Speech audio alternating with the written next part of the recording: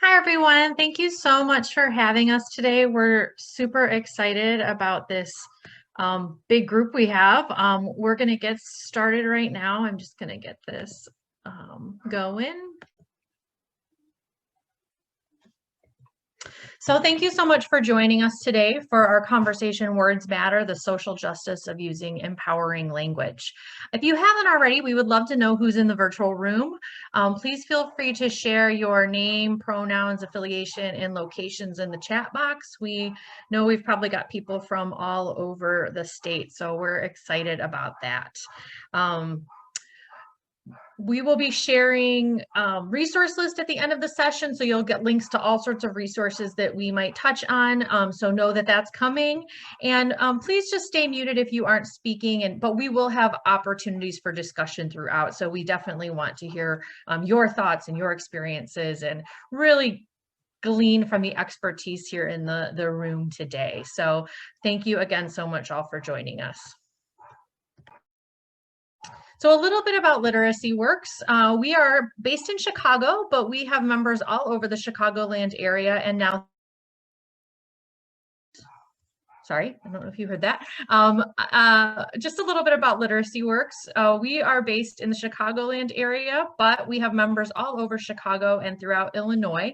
And we have two main divisions. So Katie, my colleague, is here and is the Community Literacy Director. So they do all sorts of support to help adult literacy programs thrive. So lots of professional development on all sorts of wonderful topics. We can plug some of those at the end today. In my role at the Clear Language Lab, I do work with groups across all different sectors. So adult ed, workforce, but also health and human services, legal aid, workforce development, everything you can think of in nonprofit and government to help them meet the needs of adult learners and others who just need clear communication to be able to do the things they need to do to thrive, which is everyone, including all of us on this call, including our participants, and including our colleagues. So we really try to tackle these issues from both sides. So we really want to make sure that people have access to quality education, especially our adult learners who've experienced barriers, but we also want to make those systems easier to use in the first place, right? Why should they be so hard and complicated for our adult learners? So thank you for joining us for this discussion, and Katie's going to talk a little bit about setting the tone for today. And before I did, Melanie, did you want to kind of do you want to introduce yourself? We didn't really put up. Oh, yes, I'm happy to do that. And I'm Melanie. As I said, I'm the content director of the Clear Language Lab, and I've been with Literacy Works for several years now. But before that, I was an adult educator in Chicago in a community-based organization, as well as the City Colleges of Chicago. So I've taught ABE, ESL, GED prep, all sorts of stuff across the gambit. So that is really what I think grounds a lot of our work, is that experience. So we remember what it was like. We know what it's like to have students dealing with these types of issues that we talk about in our work. In addition, I have a master's in linguistics, and I'm also on the board of Chicago Books to Women in Prison. So I'm very passionate about literacy and access to information. So my name is Katie. I use they, them pronouns, and I am, like Melanie said, the Community Literacy Program Director. So that means I get to plan all of our professional development trainings, or do them, or find great experts and kind of work on all these cool projects. I've been at Literacy Works for almost 2 years, and before that I was an ESL and citizenship teacher, and before that I was a sign language interpreter, which I still am. So this conversation is important to me as someone that's worked on the periphery of the deaf community for a long time. Of talking about this kind of language that we use to talk about other groups is really something I'm interested in. And I'm also on the board of the Touch Gift Foundation on the south side of Chicago. So I want to just talk about some group agreements.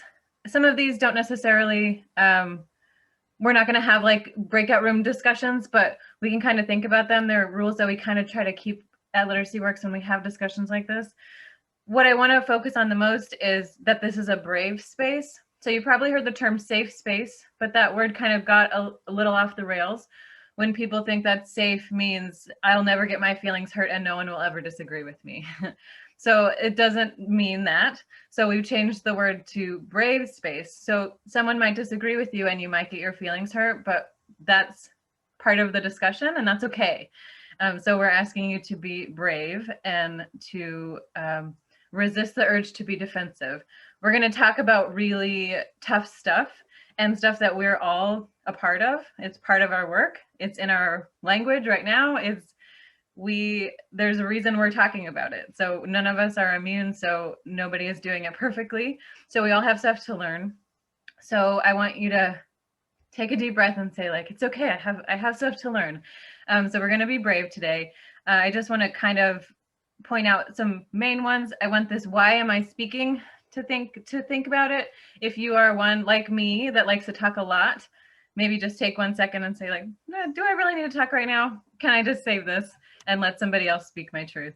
I also want to push back on ideas and not people. So if someone disagrees with you, which is probably likely, or you disagree with them, push back on that idea, not the person. We are together in this. We are collaborating together and learning together and co-learning together. So we're not pushing on each other, we're just pushing on ideas. So we can keep that in mind as we go through the discussion today.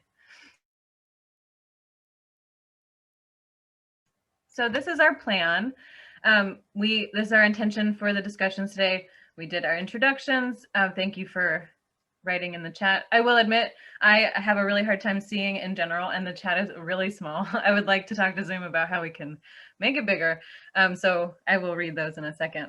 We are going to talk about some grounding thoughts next, and then we're going to do an activity with some pictures and then we're going to have our main discussion, talk about language and how we use it. And at the end, you'll have a chance to create a commitment and we'll talk about action steps.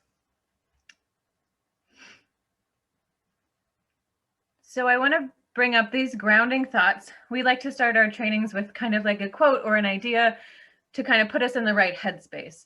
So I want you to take a second to look at these quotes and we're going to keep them in the back of our mind while we have this discussion today. And I'll just read them out loud. The first one is from Bell Hooks. It is not the English language that hurts me, but what the oppressors do with it. How they shape it to become a territory that limits and defines, how they make it a weapon that can shame, humiliate, and colonize. And the other one is from Paulo Freire. Washing one's hands of the conflict between the powerful and the powerless means to side with the powerful, not to be neutral. So I want you to think about those, kind of keep those in the back of your mind as we go through today.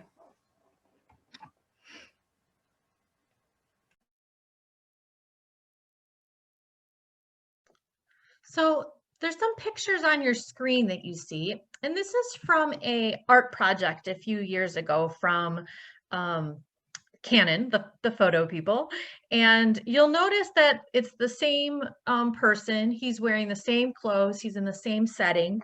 But this really struck me. Katie and I talked a lot about this, how this sort of made us think of this project that we are talking about today. And what I think was interesting was the idea that what they did was they had 6 different photographers come in and they gave each photographer a different description of this person. So think about things like maybe cat owner or something in that vein. And what's interesting to me is how the pictures came to reflect the labels that were given to this person. So if you look at these pictures, does anyone have any? You can type this in the chat. Any thoughts about which pictures maybe got positive attributes, or which pictures maybe got more complicated or meaty attributes to them? Any feelings looking at these, just describing either like the upper right or the bottom left or anything like that? Anything pop out at you, or any gut instinct about what you think? I see positive ones on the bottom corners where he's smiling.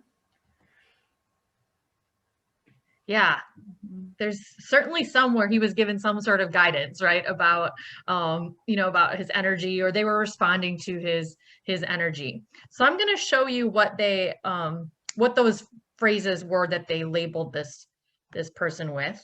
Oops. There you go. So as you can see, these really, there was sort of a, they ranged the gamut of the types of things that this person was described by. And I think what was just really interesting to us reflecting on this and how it reflects with our work is just thinking about how even with something as simple as this art project, the words that people heard to describe someone, you can see through this art that they affected how the artist saw this person. You know, we talked about, you know, lifesaver, he's someone who's smiling and happy and joyful. But then we look at things like he was labeled an ex-convict and a recovering alcoholic, and those pictures are much more somber and dark.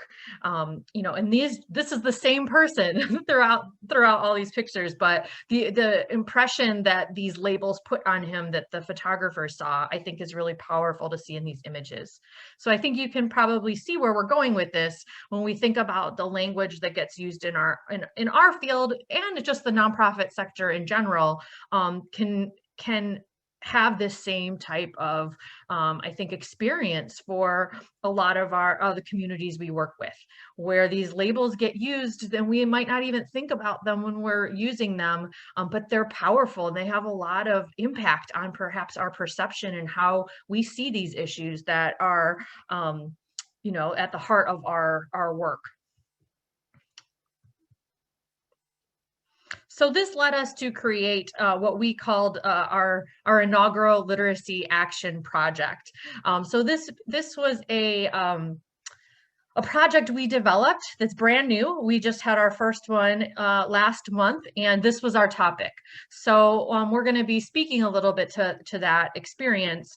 But we also wanted to make sure we talked about why we wanted to do this.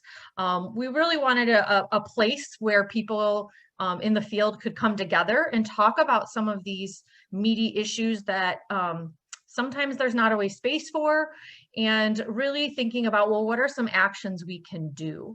So as Katie mentioned, at the end today, we'll be thinking about what is something I can do right now in my work life and my personal life to make some sort of change on these issues, and really feel like we're moving the needle, because it's wonderful to learn about things, but we want to make sure we make things actionable too. So this is something we'll be doing quarterly.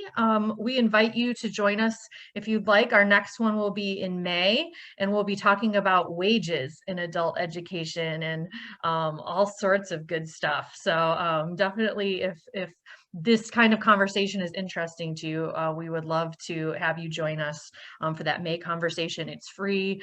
We'll be publishing our thoughts on this at the end of April. You can check it out. You can read. You can not read. You can join us. You can talk. You can listen. We just want to create space where we can talk about these important issues of our time. So just a little background about that. So as Melanie talked about, our very first paper that we wrote and in our discussion, we focused on deficit. We were examining deficit focused language. We recognize that a lot of words that we hear casually in adult education might not actually be empowering and might be a problem. They might be bringing us in the wrong direction.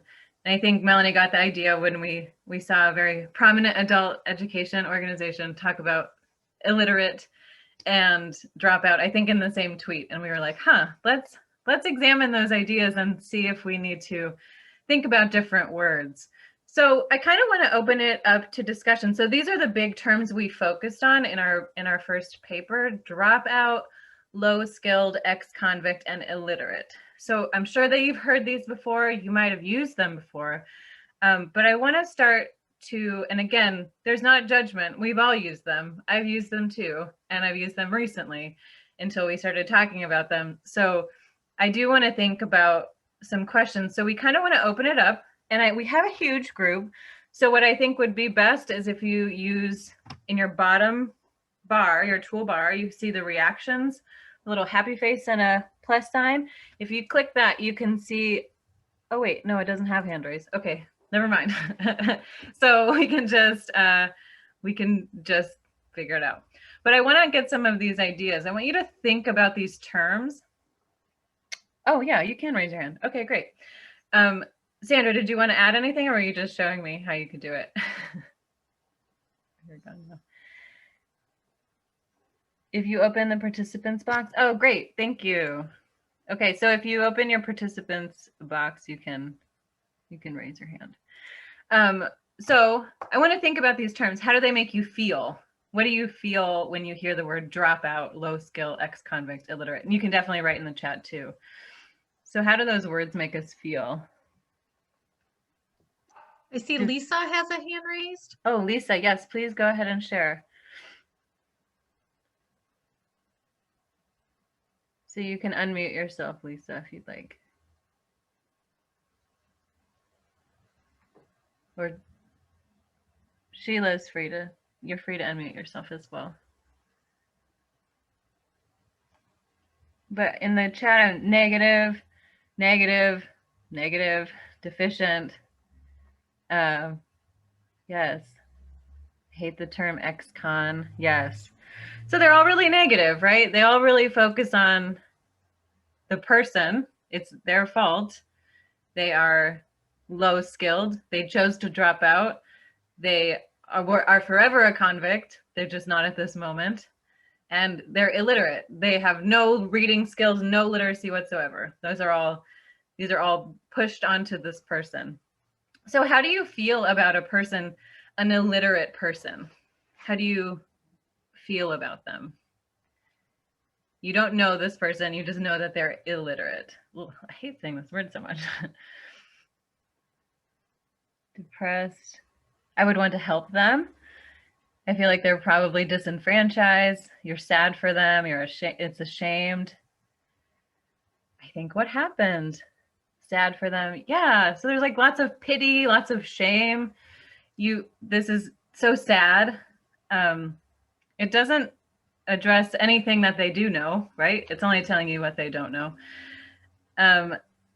So I want to know, so basically we're the kind of the consensus with these terms that are very common. I just completed a grant that asked me how many people in our program were dropouts.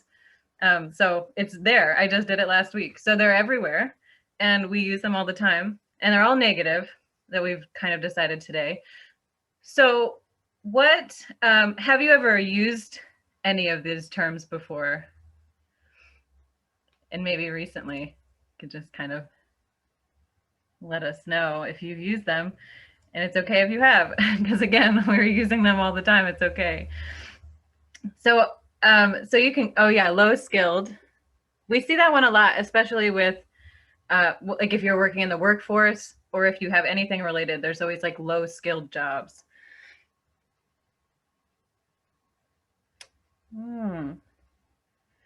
I know we are totally not ignorant if we don't speak the language. Yeah. Yes, I'm sure I've used the term, but not recently. Okay, that's good.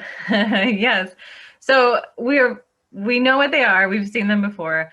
I want to throw it out to you. If you want to throw it in the chat, what kind of things could we say? What could we say instead of these terms?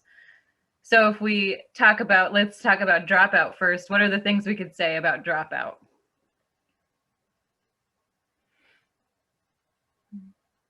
Oh, pushed out. Yeah. Pushed out for sure. Any other ideas what we could say instead of dropout? Not able to finish school. Not yet terms. Yep. Various education. Not finished. Yeah. So there's so many ideas. And when you start to think about it, you're like, yeah, why do we say dropout? Because it's short and it's succinct. But it's just a person that didn't finish school yet, like for a million reasons, right? Awesome. I love all of these answers. Ooh, stepped out. I like that. Stepped out for a minute. On hiatus. I love those. How about low skilled? So low skilled, if you're not familiar with that term, really talks about, like, I remember seeing a flyer that was like, come work in our factory. It's a low skilled job. So entry level. Okay. Basic skills, entry level. So we're getting the idea. Oh yeah, stopped going to school from dropout. I love that. No experience required. I like that one. That's good. Hasn't had enough education or training. Still learning. Love that too. Still learning. Awesome. So you're already getting the idea of like, we don't have to stick to these terms. You're also creative. You've come up with a million answers already. Let's talk about ex-convict. What could we say instead of ex-convict? For those of you that work in the incarceration system, what you might have better terms than those of us that don't, but we can see. Okay, so ex-offender, formerly incarcerated, starting over in life. Oh, reformed convict. Huh. Yeah, but I still don't like it. I don't know. Yeah, that one's tricky too. Former, has spent time in corrections. Ooh, paid their dues. That's interesting. I love all these. I do use low skill. I use it when referring to participants' skill for a job. Okay. Awesome. I love all of these. I love all of your answers. Oh, returning citizen. Yeah. Once they are released, they are just people. Yes. Thank you. And I always say this example.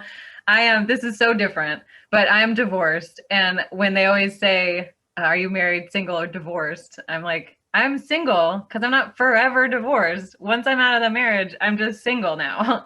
So like, we're not forever a convict. You're just a person. Yes.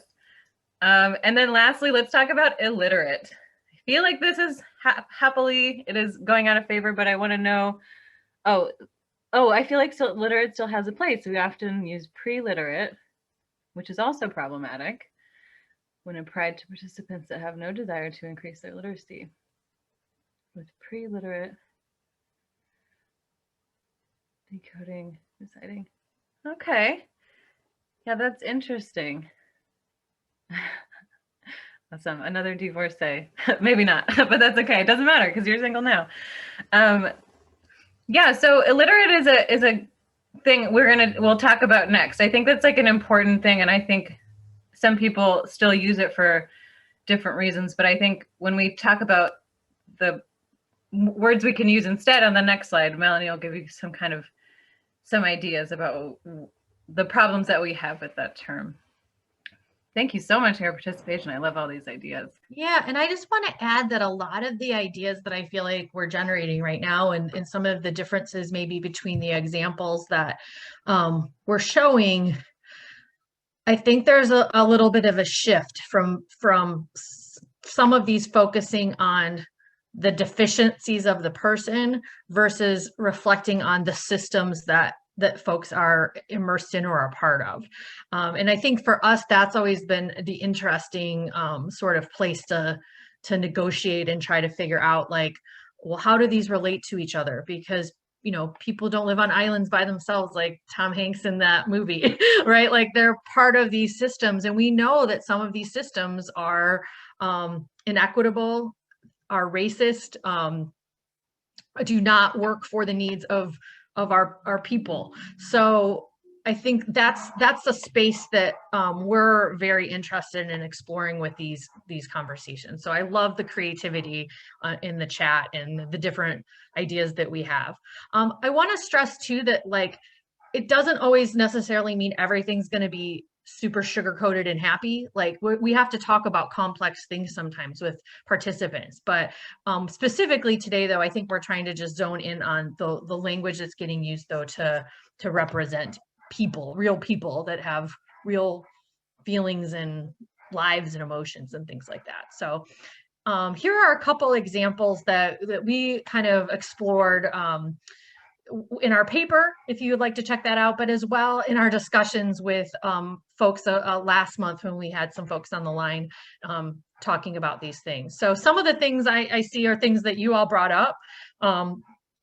And there are maybe some new ones we should add to this list and after checking out the chat. Anything curious? Push out. I saw Megan had noted that. Yeah. Thinking about like, how is that a different perspective to think about drop out versus push out?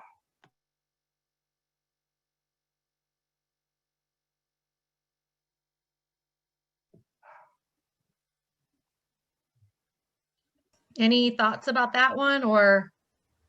What about low skilled versus low wage? Those are different things. But I think a thing that was very interesting for us is couching this conversation. Oh, good. I see lots of people um, adding some ideas. Yeah, I think there's this idea of a dropout being a very personal failure. Like, what did you do that you couldn't do school? For us, sorry, the next one, going back to low skilled, low wage, I think for us, what was the interesting little crux there was thinking about what's happened over the last year, and that we've had all these people that are working these really critical jobs that need to be done, but that normally get the term low skilled slapped on them, when these jobs are really important and critical.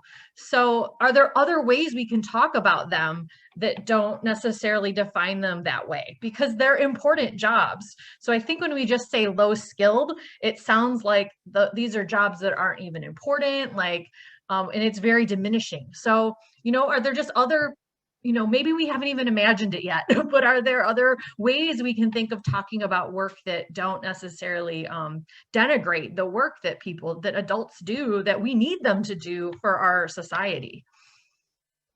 I don't know if anyone has any thoughts about that, or Katie, if you have any thoughts about any of the others here. Well, and just what I was thinking, I also love English as the learning language. I just saw that one earlier. I was like, that's very cool. Melanie, exactly. When we talk about low skilled, it actually, the level of skill doesn't actually add it into anything, because I cannot be dropped into a factory and know what to do. Those are skills. They're not high or low, they're just skills. And so maybe we don't have the skills we need for a particular job, but that doesn't mean we're low skilled. That just means we don't have them. Like, I don't consider myself low skilled because I don't know how to work in a kitchen. I just need to learn how to work in a kitchen, right? So what we're really talking about when we say low skilled is we're saying we value this job less, so we will pay you less. So really what we're saying is it's a low wage job. Has nothing to do with skill level. So it's something to think about, I think.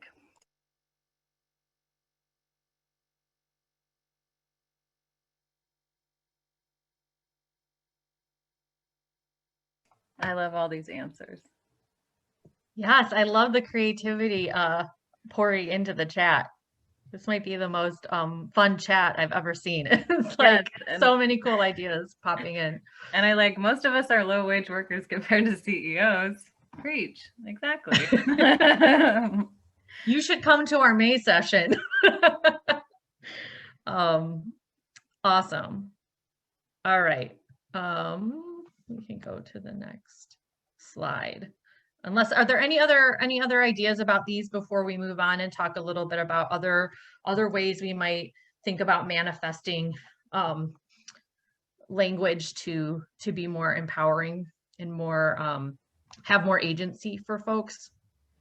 And I just want to point out that if you have any more answers, that we put like 4 examples on the screen and you came up with so many on your own. So this is all you. All of these ideas are your ideas, and we don't have to say, well, just drop out, that's just what we say. But you came up with a million ideas. So next time you're like, oh, that's just what we say, you're like, wait, actually, I have a bunch of ideas too. So good job. Mm-hmm. Yeah, and I think at the heart of it, it's really thinking about like, what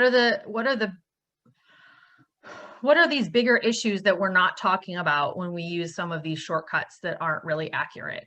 For example, with dropout, we're not talking about school inequity. We're not talking about segregation. We're not talking about the school to prison pipeline. We're just saying that Charlie stopped going to school because that's Charlie, right? And we know, all of us know who are in the field know it is clearly not that simple. So it's, obviously we might not have the space to have that in every conversation, but I think it's an important sort of nuance for us to really critically figure out, how can we talk about these things in a way that's more honest. And I think, just to add one more thing about illiterate, I think when we use that term, we think about someone that's just completely empty. When I hear of that word, I just think they just don't have any language skills at all, which we know is not true. Even if we take like the smallest glance at it, even if they come from a language that doesn't have a written language, it doesn't mean they don't know how to read or write. It doesn't mean they don't recognize signs or numbers. there's never like zero. It's not on or off. So when you start to change the terms, you're like, oh, someone with English aspirations. Oh, I get it. They're just someone that wants to learn English. It's just a different, it doesn't really tell you that they can't do it or aren't doing it. So along the same lines, this is something that we talk about quite a bit in our Clear Language Lab trainings. Is just this idea of also thinking about making a space where people feel comfortable and can have these choices about, you know, how they talk about things and how we talk about things together. So we spend quite a bit of time talking about the idea of trauma-informed communication. And you may have heard this term before. It's very popular, right, in the last especially decade, the idea of a trauma-informed practice or trauma-informed care. In communication, we don't necessarily like know all the business of everybody that we might be working with or who's going to come in our door. But the reality is we know that trauma is common, whether we're talking about individual trauma, or we're talking about historical trauma that groups have faced. It's common. We know the last year has been traumatic for so many people. So the examples we're going to give today just take in a universal precautions approach and just assume that everyone is going to benefit from thinking about these things. So some things that are usually inherent in having a trauma-informed practice are things like considering the role of safety and making sure people feel that the environment that they're participating in is a safe place. And what do we mean by that? We don't necessarily mean like that there's like crimes that are about to be committed, right? We're saying that people aren't going to be heightened by the situation that they're in. You know, we're not going to get into all the details of trauma today. We do have a couple trainings on our website related to trauma-informed communication and trauma-informed teaching. So if you would like to do a deeper dive into this idea, those resources are both on our website to check out. But the idea of safety being like, does a person feel like this place is going to be respectful of them and empathetic of them and caring toward them as a fellow human being. We know that people's brains are affected when they experience trauma. Their chemistry changes. So we, you know, being mindful of the fact that like people might have different levels of heightening and reactions to things than someone who hasn't experienced trauma, and taking that into account when we're you know, communicating and connecting with people. So things like, do we explain why things are the way they are? You know, letting people understand the situation. Like we can't always fix it, or we can't always make it completely how everyone wants it to be, but it goes a long way to make sure that we're giving people that background information of this is why I have to ask for that, or this is why we have to do it this way. You know, we know we're working with adults and that they want to know why. That's normal, right? You know, do we help people anticipate what to expect? Do we make sure they know what's coming? Do we warn them that this is going to take 2 hours when they get here so that they're not surprised and then maybe jolted by what is to come? So thinking about things like that, making sure people know what their choices are and the power they have in situations. And along the same lines, recognizing that whether we like it or not, whether we want to or not, if we're in a position where we have power, how are we thinking about how we're trying to mitigate that so that we aren't holding power over people that is going to cause more of these challenges to heighten. And then, you know, dear to my heart, being clear, direct, and understandable, that we're making sure people can get the information they need, understand it, so that they can go use it. So we have a couple examples just thinking about how some of these things might play out in communications that we might come across. So here's 2 different examples of talking about a literacy program. And the one on the right, we want to give a shout out to our friends at Parkdale Project Read in Toronto.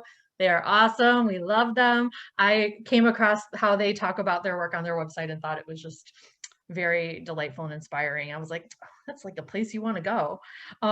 Whereas the one on the left, I think we can see what's going on. Anything strike you either way about these 2 examples here?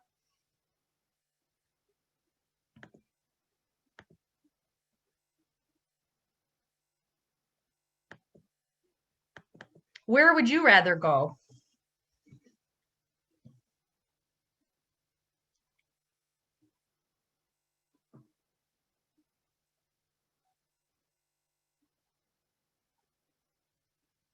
Yeah, clearly the one on the right is more appealing.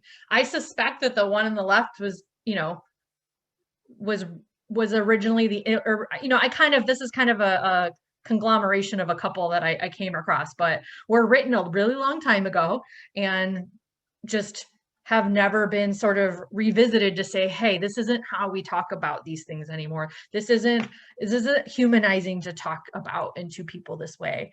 But I know we hear this term all the time. I mean, I still see it. I was looking the other day on Twitter and could see a lot of programs that still use this term and how they talk about their work. Yeah, that's a great point. Jean just made. Right, like who's going to want to say, oh yeah, that's me, I want to go to that. On top of that, we talked about that that's often really inaccurate anyway. It's not really a super meaningful term because our students have so many different strengths that they bring to the table. It might depend on the situation, there might be some situations they really can thrive in. They've got so many resources they might use in different ways. So yeah, the one on the left is very dehumanizing. It also just doesn't have that much meaning. It's a very jargony term that was probably, I know, used in like government matters a long time ago.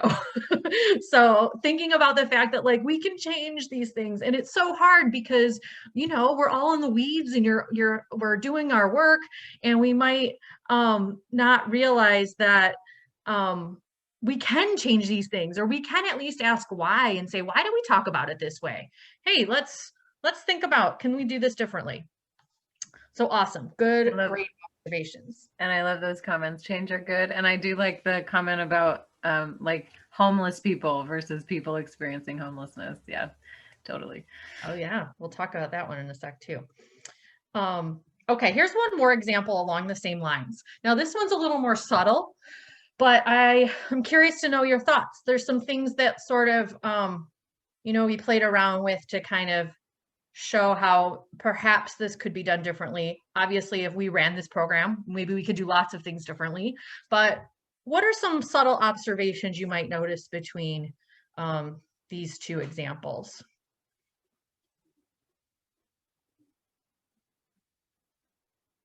Anything pop out?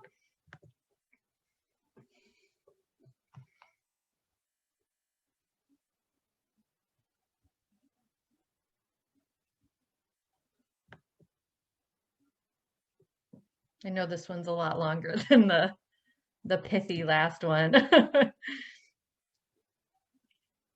Melanie, you should be excited. The formatting on the right is much clearer. Headlines are helpful. I love a good, if you know me, I love a good headline. I love headings.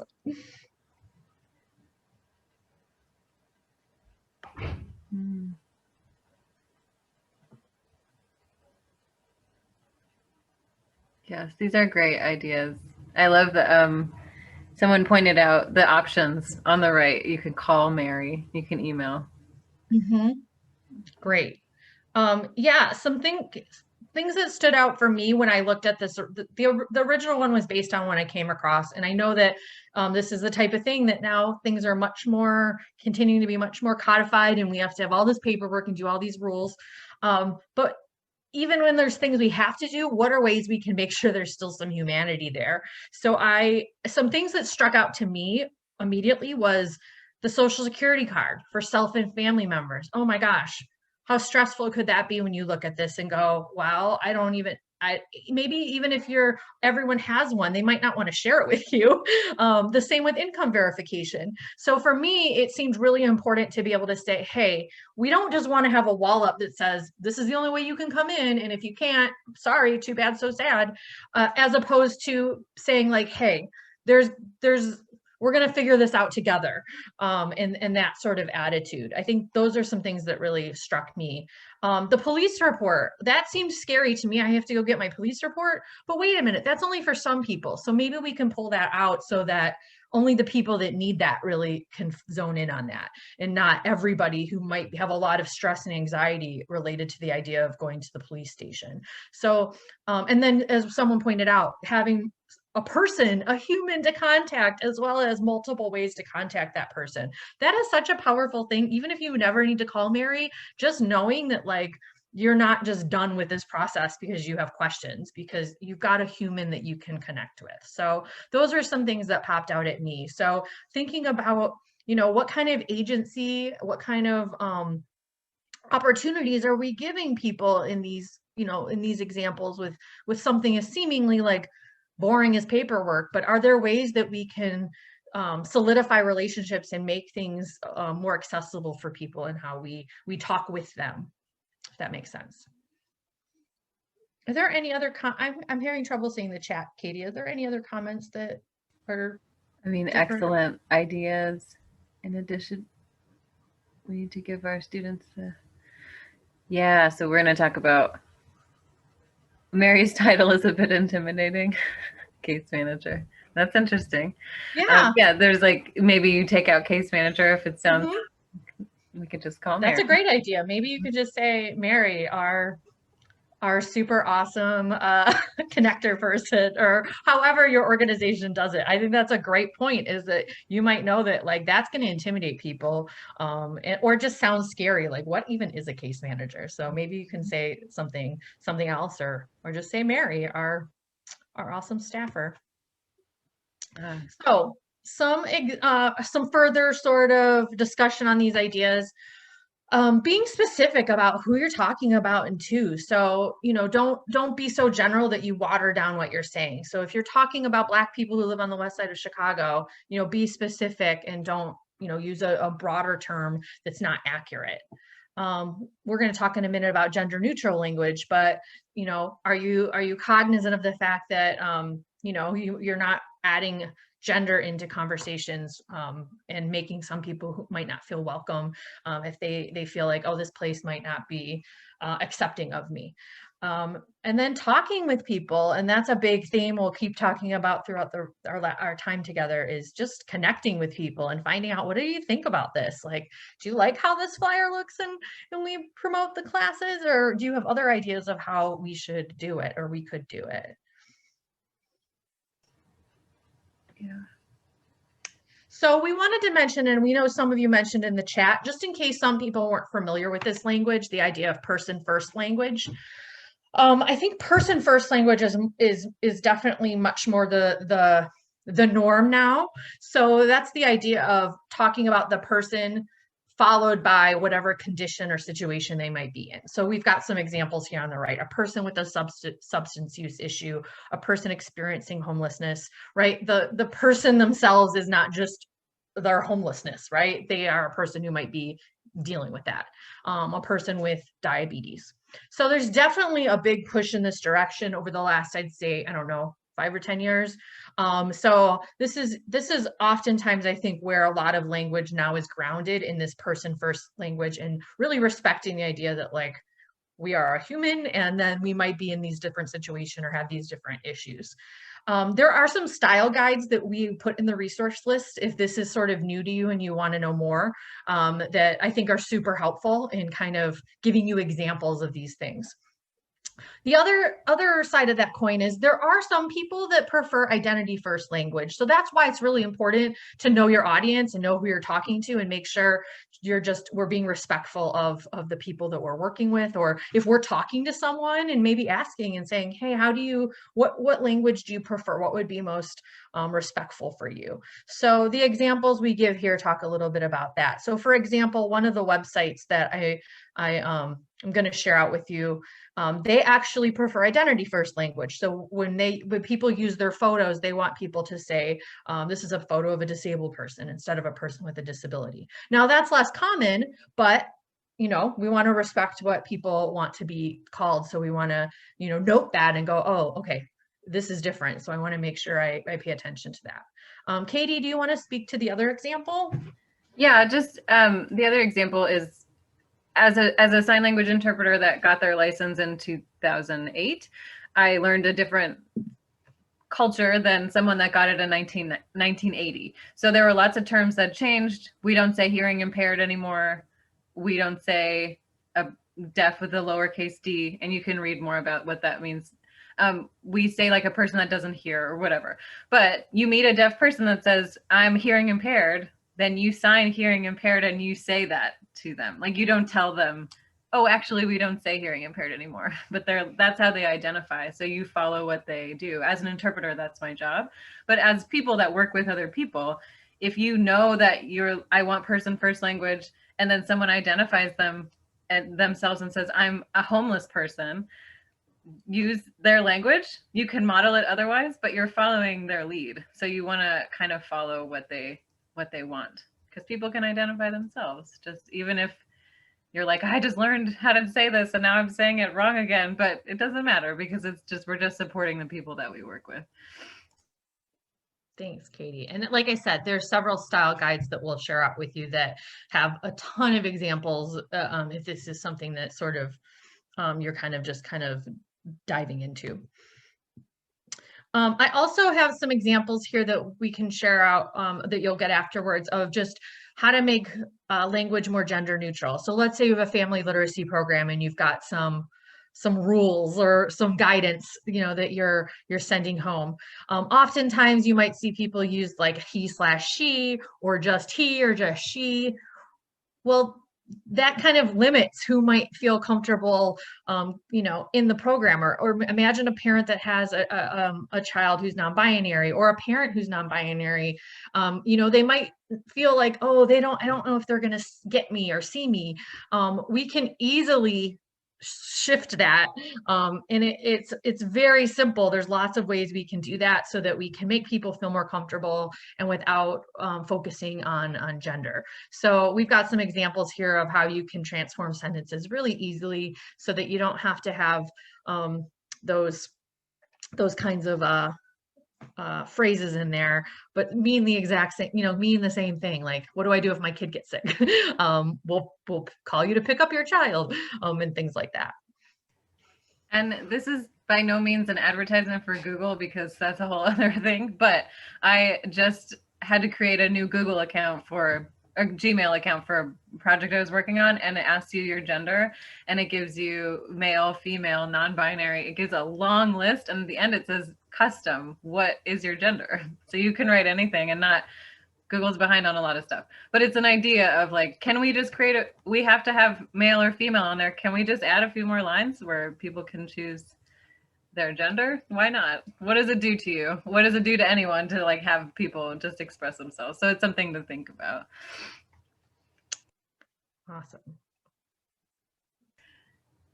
So after all of this, we need an answer to these questions. I'm just kidding.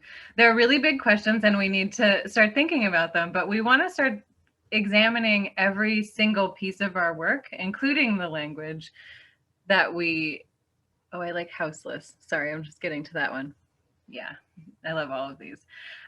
So if we think about using like authentic, affirming, respectful, and inclusive language, how do we do it?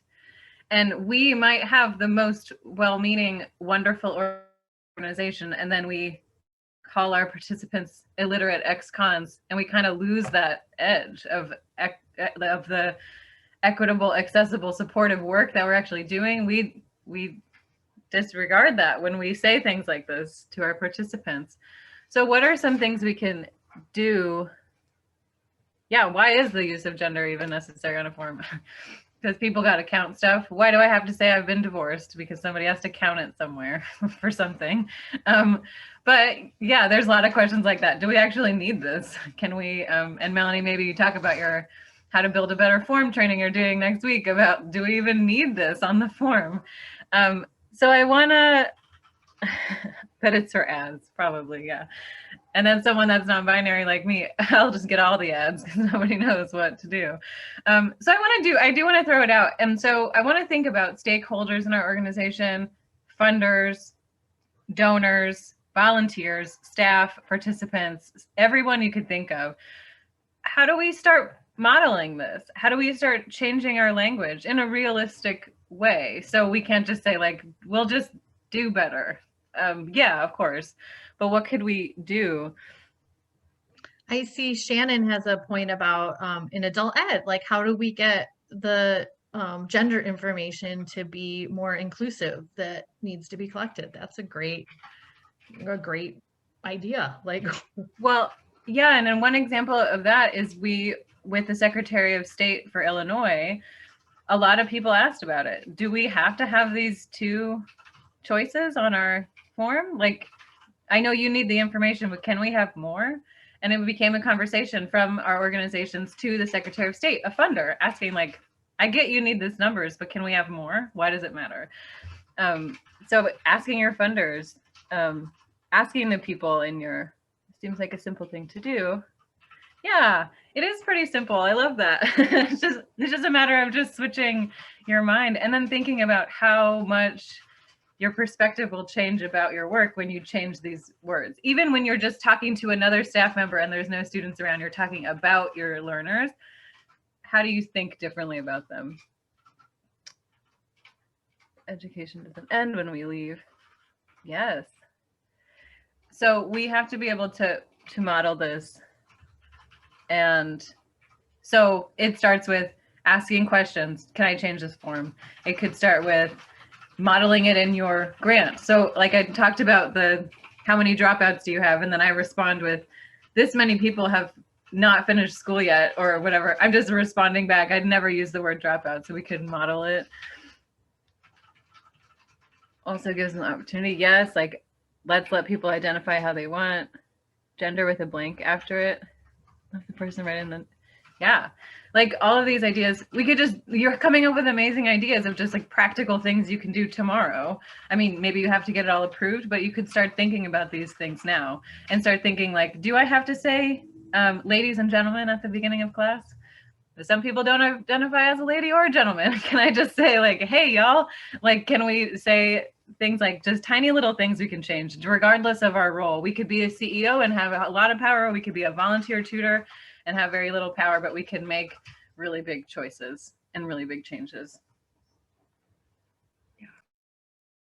Yeah. Okay. Oops. Oops. I like the idea of gender at birth and current identification. That's interesting. It looks like Sheila. Sheila may have a question or a comment. Let's see if you can unmute yourself, Sheila. Yes, and forgive me, I just can't even deal with the chat box. I really tried, but I can't read it. Otherwise, I wouldn't be interrupting. But No, you're fine. I wonder, you know, gender identification, trans people undergoing, you know, various procedures and so on. You know, I just find myself in tremendous need of the vocabulary. I don't know. I don't know what to call a man that's transitioning to a woman. I don't know the words. You know, so I wonder, like, do you have the words? Can you give us information as to the way that is really helpful to address these people? So Sheila, we actually have, I'm not sure if there's one, you might have one too, Katie, on the Clear Language Lab resource page, which I can, you know, hopefully we can share out afterwards. We actually had a webinar we did last August, and we break down all sorts of things like pronouns and examples like this, and a little bit of history related to this stuff. So if this feels sort of like, okay, I want to make changes, but I'm kind of not sure where to start, you are certainly welcome to review that video. It's on our website, or you can email me if you have trouble finding it, but you are welcome to start there with that. And we've also got a whole page of other resources that you can connect with in terms of finding out more information. Thanks. So I'll check out your website. Thank you. Yeah. Thanks for asking. And Community Literacy also did a training. We kind of focused on the same information, but we kind of tailored it to how do we talk about this in the adult education classroom. So like even how do we teach pronouns? So we kind of talked about all of those things, and we kind of went through all of the thing. But I think the general takeaway from this question is you're never going to know every single word, and you're never going to know what to call someone until you ask. So you can just ask them, hi, it's so nice to meet you. My name is Katie. My pronouns are they and them. What are your pronouns? And we practice that in the training too. And then they say, oh, I don't know anything about pronouns. Okay, great. Well, how do I refer to you? How do I talk about you? And let them tell you. And don't question it. Like I kind of talked about with the hearing impaired versus deaf. it's not about you. That's the end of the day. It's like a hard feeling of like, well, wait, but I'm uncomfortable and I don't understand and I just want to do what's right. Yes, but it's actually just the person is telling you what they want. Just do it. And if you're not sure, just call someone their name. Just talk about them as like Katie. If you're like, I don't understand they, them, I'm confused, just call me Katie then. that'll be that. I think, oh, did Melanie? Oh, did you take down, you want to talk about commitments? So we have a few minutes left and we don't, part of the Literacy Action Project and then just part of Melanie and my like MO is we never like anybody to get away with just a good feeling. We want you to commit to making a change and making a difference in the work that we're doing. So we created a little Jamboard that you can put did you give me the link? You did. I'm putting it in right now.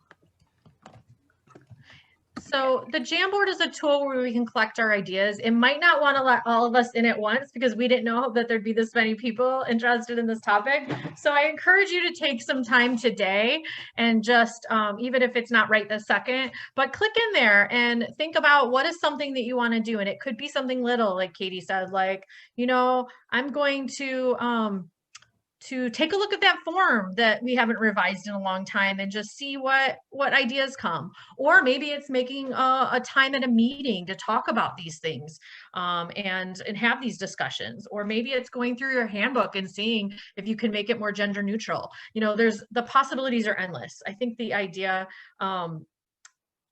is to make sure that we're learning and we're growing about these things. Oh, I just want to address Tara's question. I think preferred pronouns is kind of going out of fashion because it's not what you prefer, it's just what you are. And it's also something to think about in maybe in a public ESL class, they don't want to identify as, they might present female and just don't want to deal with it and want to use she in the classroom, but they use he at home or whatever. So sometimes I say like, what are your pronouns that you want to use in this space? So we can just say, like, in the classroom, how do you want to be referred to? How do you want to be referred to? Yeah. Okay. How can we talk about you? Something like that. Okay, thanks. I want to ask it in a way that's best.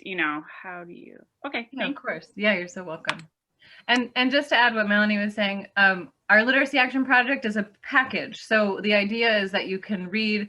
It's very short. It's not too long. So it's like 3 pages, I think.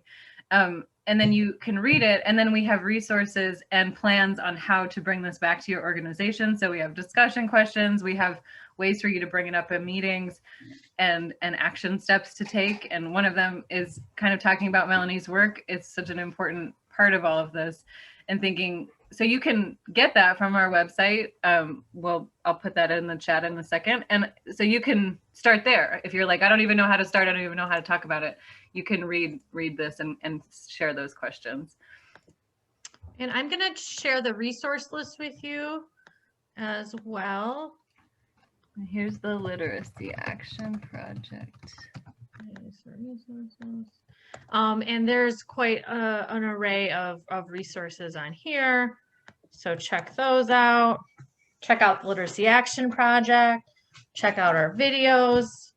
Thanks for coming and participating. You guys are awesome. And yeah, we're just so thrilled that this is a conversation that people are excited about having. Yeah, and if you haven't heard of us before, check out our website and see if you want to learn with us. We do community literacy, and Melanie does clear language. Maybe you need her services. Yeah, come learn about us. We're so excited to have this conversation with all of you. Thank you so much for your participation. Thank you so much to Katie and Melanie, and thank you to the attendees. I just want to remind you that your session evaluation can be found on the conference website. After you submit that evaluation, you will get your professional development certificate. Also keep in mind our upcoming events are virtual Legislative Awareness Day and our division meetings, and you will get information on that via email. We also have our social media listed. And thank you for joining us for our first day of our very first virtual conference. And if you still have time and energy left, we'd love to see you at 2:30 at our IASA board meet and greet, where you can learn a little bit more about us and we can learn a little bit more about how we can help advocate for you. So thank you again to Katie and Melanie. This was an awesome conversation that I am so glad we are having and you are allowing us to have in our own environments, in our own settings. And yeah, please feel free to throw any questions in the chat. And again, all of these materials will be accessible on the conference website. Thank you all for your sweet, sweet comments. It was so great to meet all of you.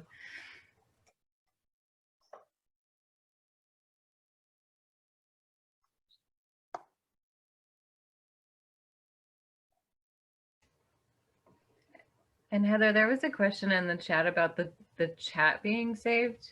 That will also be saved. Yes, thank Okay. you. I must have missed that one. Cool. Yep, everything will be saved and uploaded to the conference website.